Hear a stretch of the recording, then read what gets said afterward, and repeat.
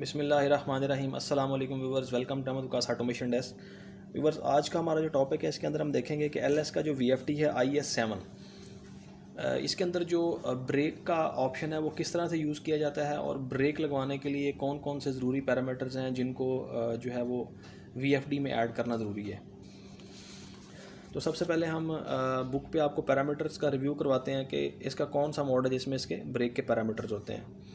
तो सबसे पहले ब्रेक जो है उसको इनेबल करने के लिए आपने ADV मोड के अंदर जाना है। ADV मोड के अंदर जाने के बाद सबसे जो पहला पैरामीटर है वो है स्टॉप मोड का, यानी इसका जो स्टॉप मोड है वो आपने सेट करना है DC ब्रेक पे। और अगर आपने इसको डीएक्सेलरेशन पे या किसी और पे सेट कर दिया तो आपकी जो ब्रेक है वो DC ब्रेक काम नहीं करेगी। उसके बाद नेक्स्ट जो पैरामीटर है वो है DC इंजेक्शन लेवल का। यहाँ पे आपने परसेंटेज सेट करनी है अपनी मोटर के किलोवाट और लोड के हवाले से। उसके बाद DC ब्रेक का टाइम है, फिर DC ब्लॉक टाइम है और फिर DC ब्रेक टाइम है।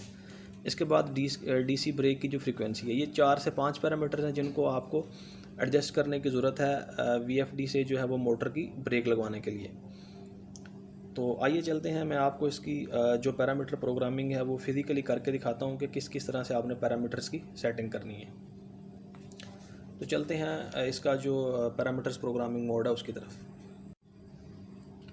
तो जी व्यूवर्स, पैरामीटर में जाने के लिए सबसे पहले मोड का बटन प्रेस करेंगे तो ये देखें ऊपर ये फर्स्ट मोड है DRV।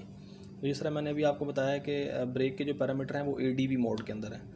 तो ये जो हमारे पास राइट एरो की इसको प्रेस करेंगे तो मोड चेंज होना शुरू हो गए, ये देखें। तो हमने जाना है ADV मोड में, तो ADV मोड में हम पहुंच चुके हैं। इसके बाद डाउन एरो की यूज़ करेंगे और डाउन एरो की यूज़ करने के बाद ये देखें जी स्टॉप मोड जो मैंने DC ब्रेक कर रखा है, इसको अगर आप चेंज करना चाह रहे हैं तो यहाँ से एंटर करके इसको चेंज भी कर सकते हैं। तो क्योंकि हम इसकी DC ब्रेक लगवाना चाह रहे हैं लिहाजा इसे हमने DC ब्रेक पे सेट कर देना है।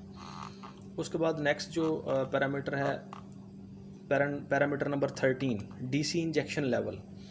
तो मैंने इसको 100% सेट किया हुआ है और मैनुअल के अंदर 0 से 200 की ऑप्शन अवेलेबल है, यानी 0 से 200 के दरमियान इसे आप मूव कर सकते हैं। तो हमारी जो मशीन है उस पर 18 किलोवाट की मोटर है और हैवी लोड मोटर है, इसलिए हमने इसको 100% पे सेट किया हुआ है। इसी तरह DC ब्लॉक टाइम है, ये हमने 0 से 0.10 सेकेंड सेट किया हुआ है। 0.10 सेकेंड का मतलब है 1 सेकंड के अंदर 1 मिनट के अंदर 60 सेकंड्स होते हैं और उसका 10% यानी 0.10 सेकंड हमने सेट किया हुआ है।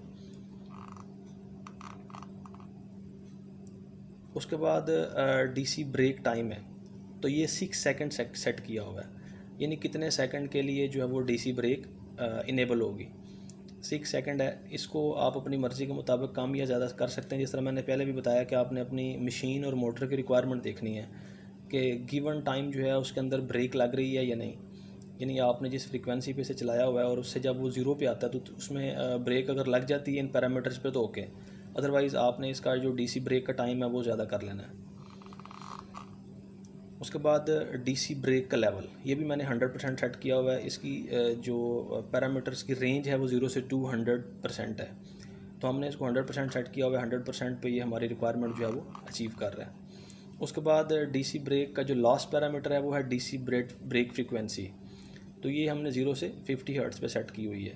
तो यहाँ पे जो है हमारे ये तमाम पैरामीटर्स हैं, इन पैरामीटर्स पे जो है वो हमारी ब्रेक जो है वो बेहतरीन लग रही है। 18 किलोवाट की मोटर है और इसके लिए हमने 18 किलोवाट का ही VFD यूज़ किया हुआ है। इसके बाद जब आप DC ब्रेक लगवा रहे होते हैं तो आपको पावर के अंदर भी कुछ कनेक्शंस जो हैं उनको चेंज करने की ज़रूरत होती है। यानी पावर के अंदर आपने सबसे पहले तो इनपुट पावर देनी है, फिर साथ आपने इसको जो आपकी ब्रेकिंग रेजिस्टेंस है उसके कनेक्शन करने होते हैं इन्वर्टर के टर्मिनल्स पे। तो आइए मैं उस पर भी ज़रा रोशनी डाल देता हूँ ताकि आपको पावर के कनेक्शंस के हवाले से भी पता चल सके कि DC ब्रेक को अंदर जायज़ करवाने के लिए पावर के कनेक्शन कैसे करने हैं। तो जी व्यूवर्स, ये आपको कनेक्शन नज़र आ रहे हैं। हमारे पास जो है वो इनपुट पावर L1, L2 और L3 पे इनपुट पावर दी हमने, और ये जो हमारा पोर्शन है ये इम्प्लीमेंट होगा अगर हम built in dynamic braking unit use कर रहे हैं। यानी इन्वर्टर के अंदर अगर built in dynamic braking unit है तो फिर आपने जस्ट ब्रेकिंग रेजिस्टेंस कनेक्ट करनी है। तो ब्रेकिंग रेजिस्टेंस जो है वो कनेक्ट करनी है आपने P पॉजिटिव और B के ऊपर। एन नेगेटिव का पॉइंट जो है वो आपने एम्प्टी छोड़ देना है। ये ऊपर लिखा भी हुआ है, connect P positive and B terminal for of inverter to dynamic braking unit when built in dynamic unit is used. Inverter के अंदर दो तरह की ऑप्शंस होती हैं। कुछ इन्वर्टर ऐसे हैं जिनके अंदर बिल्ट इन ब्रेकिंग यूनिट है। जिनके अंदर बिल्ट इन ब्रेकिंग यूनिट है उसके लिए आपने डायनामिक ब्रेकिंग रजिस्टर जो वो पी पॉजिटिव और बी पे लगाना है, और यू वी डब्ल्यू पे आपने मोटर लगवा देनी है।